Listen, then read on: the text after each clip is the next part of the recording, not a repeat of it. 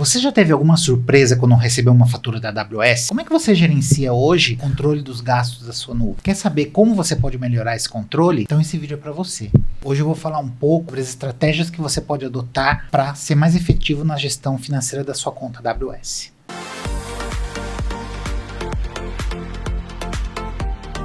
Meu nome é Gil César, eu sou formado em Ciência da Computação, trabalho na área de TI desde 1991 e eu já vivenciei as principais transições nessa área desde então, como empregado, como consultor, como empreendedor, como empresário, tanto aqui no Brasil quanto no Chile. E eu estou criando esse canal para ajudar outras pessoas a extrair o melhor da tecnologia para os seus negócios. Um dos tópicos que mais gera preocupação dos gestores ao adotar uma estratégia na nuvem é a gestão dos custos. Estimar os custos de uma aplicação na nuvem nem sempre é algo trivial, já é algo bem desafiador para as pessoas da área de TI, e ainda mais para as pessoas das áreas de negócio e das áreas de finanças da empresa. Existem muitas formas de cobrança distintas para os serviços oferecidos, e muitas das métricas utilizadas para calcular os valores a pagar são muito técnicas. É difícil estabelecer, por exemplo, qual o número de leituras e escrituras que uma certa tabela do DynamoDB, por exemplo, vai precisar para uma certa aplicação. Por isso, é importante destacar que a gestão de custos na nuvem deve sempre ser abordada de um ponto de vista multidisciplinar. Não é uma responsabilidade apenas da área financeira ou apenas da área de TI da empresa. Essa responsabilidade ela deve envolver as pessoas de pelo menos 3 grandes áreas: área financeira,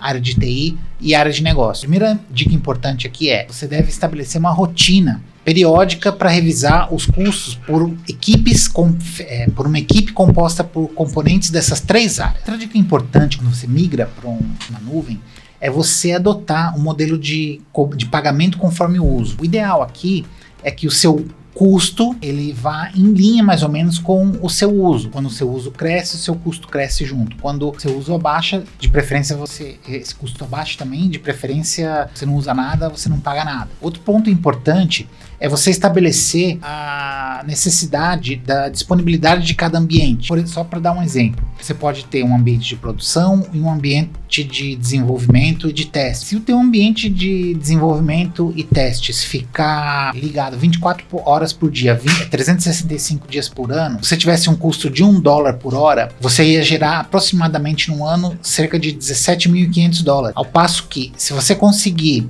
transformar esse ambiente de dev e teste em uma disponibilidade de 8x5, por exemplo, que significa que você deixa esse ambiente ligado no horário comercial durante a semana, e nos finais de semana e à noite você desliga esse ambiente, você vai baixar os seus custos para aproximadamente $10.800. Só de você mapear os seus ambientes, desligar os ambientes quando você não está utilizando, você pode gerar uma economia bem significativa. Outro ponto importante é saber que os serviços da AWS, eles muitas vezes oferecem distintas modalidades de cobrança. O mesmo serviço vai ter, você pode escolher se você quer um tipo de cobrança ou outro. Às vezes tem até mais de 2 tipos mais de 2 modalidades de cobrança. Então conhecer os serviços que você está utilizando e conhecer os modelos de cobrança desse serviço é muito importante. Isso pode te gerar oportunidades de melhoria significativas. Por exemplo, se você considerar o serviço EC2, que é o serviço que te permite criar servidores na nuvem, ele tem 3 grandes modalidades de cobrança: a modalidade sob demanda, a modalidade de capacidade reservada e a modalidade spot, explicando a diferença entre cada um. Por exemplo, a modalidade sob demanda, você paga um preço pré-determinado de acordo com o tipo da instância por hora, tá? Na verdade, por minuto. Você, quando utiliza esse tipo de serviço, você tem um uso durante o dia que é limitado, então você, precisa daquele servidor rodando durante algumas horas do dia somente, 2, 3 horas durante o dia. Adotar esse modelo de cobrança pode ser bastante vantajoso, porque o restante do tempo, se você apaga essa máquina, você não está pagando por ela. Já o modelo de capacidade reservada, você consegue estabelecer um compromisso de longo prazo com a AWS, seja de 1 ano, seja de 3 anos, e com isso a AWS te dá um desconto. Você também pode escolher pagar de forma antecipada ou pagar parte desse serviço de forma antecipada. Isso também a AWS considera e te dá um desconto interessante para essa modalidade de pagamento do EC2. Então, quando que é interessante você utilizar a capacidade reservada? Quando você precisa de um servidor rodando durante muito tempo e você tem a previsibilidade de que aquele servidor precisa estar ligado todo o tempo da contratação. E por fim, a modalidade Spot, ela funciona da seguinte forma. A AWS, ela sempre tem capacidade ociosa no seu servidor. Então, o que ela faz? Ela disponibiliza essa capacidade ociosa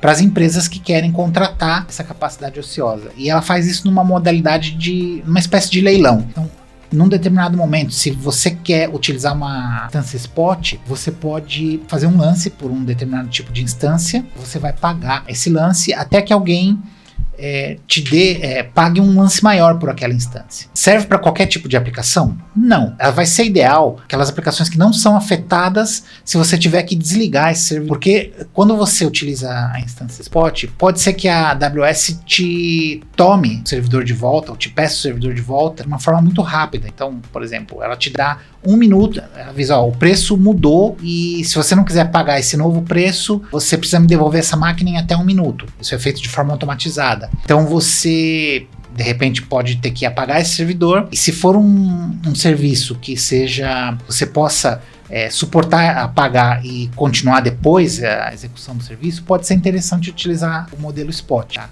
Óbvio, nem todo tipo de serviço vai funcionar bem nesse modelo, mas se você conseguir utilizar o modelo Spot, você pode ter economia de até 90% no custo em relação ao modelo sob demanda. Então, avaliar o modelo de cobrança de cada serviço que você está utilizando hoje pode te gerar oportunidades de melhoria bastante interessantes. Outra coisa importante é você sempre ter o panorama geral da tua aplicação e você comparar os custos que você está tendo nela com a demanda e com os investimentos que você fez. Então, por exemplo, às vezes você pode ficar se perguntando por que minha conta AWS subiu do mês passado para esse mês. E quando você vai conversar nesse comitê mensal, por exemplo, reúne TI e a área financeira pode perguntar: mas aumentou minha conta 15%. De repente a área de negócio pode dizer: olha, mas a gente aumentou as nossas vendas em 30%. Então esse aumento de 15% se compensou pelo aumento nas vendas que foi gerado. Então, você fazer o rastreamento desses indicadores de negócio muitas vezes pode te gerar uma visão melhor sobre como você está utilizando o seu serviço na nuvem. Outro ponto importante é você aproveitar os serviços gerenciados da AWS, parar de gastar dinheiro com as tarefas operacionais. Isso vai permitir que o seu pessoal de TI se dedique a otimizar as aplicações e os custos por tabela, e ao invés de gastar tempo cumprindo as rotinas operacionais, que muitas vezes agregam um valor difícil de mensurar ou às vezes até duvidoso para o negócio. Então, quando você automatiza essas rotinas operacionais, você também libera o tempo dessas equipes e você consegue pensar em melhorias para a tua arquitetura, para o teu negócio. Então, utilizar dos serviços gerenciados da AWS vai te permitir liberar o tempo do teu pessoal para pensar como utilizar a nuvem de uma forma mais otimizada. Outro ponto importante é avaliar o serviço serverless da AWS. Quando você consegue migrar a tua aplicação para uma arquitetura sem servidores, você consegue otimizar melhor os custos. Esses tipos de serviço, muitas vezes possuem níveis de uso gratuitos, às vezes, dependendo do tipo de aplicação que você tem, podem ser até suficientes para você não pagar absolutamente nada pelo uso daquele serviço. E a partir do momento que você passa de um determinado patamar de uso do serviço, você começa a pagar. Mas esses custos vão crescer de forma proporcional à demanda de utilização desses sistemas. Então, a conta acaba fechando de uma forma mais fácil. Por exemplo, você pode ter uma arquitetura onde você está usando um serviço de Elastic Load Balance e você tem 4 instâncias, um banco de dados por detrás. Então você consegue migrar isso, por exemplo, para um serviço API Gateway, que está utilizando por detrás funções Lambda e um banco de dados DynamoDB. Todos esses serviços que eu mencionei são serverless. Você não precisa cuidar dos servidores. A Amazon provisiona esses servidores para você, controla a escala necessária. Então, se a demanda por esses serviços aumenta, escala automaticamente para cima e para baixo, e isso não impacta no custo daquele serviço. Você simplesmente paga pela quantidade de chamadas, pela quantidade de execuções, pelo tempo de execução de cada função Lambda, e isso te permite escalar melhor os custos. Outro ponto importante é você utilizar as ferramentas de controle de custos da AWS. Você tem uma ferramenta muito interessante de calculadora de preços na AWS. Então, quando você pensa em utilizar um serviço, você consegue entrar na área de pricing daquele serviço e ele vai te levar para uma calculadora. Às vezes essa calculadora você consegue, com certos parâmetros, estimando mais ou menos certos parâmetros, ele te dá uma estimativa de custo para aquele serviço. Isso te permite fazer previsão quando você está desenhando a arquitetura de uma aplicação.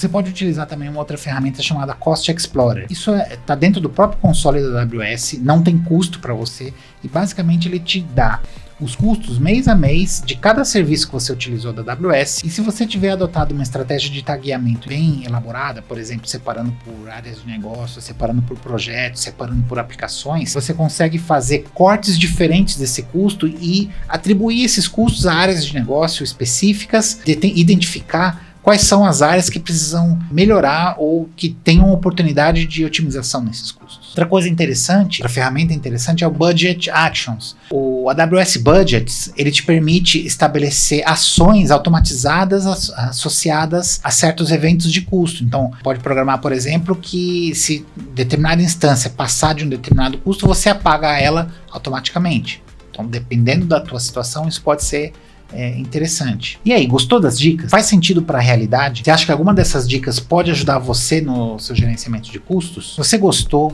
curta e compartilhe o vídeo. Se você quiser também conversar sobre o gerenciamento financeiro das suas aplicações na nuvem, deixa uma mensagem, eu vou ter o maior prazer em conversar com você. Ou então, venha fazer uma avaliação gratuita, sem compromisso, e eu vou ter o maior prazer em trocar ideias com vocês sobre esse assunto. Até o próximo vídeo.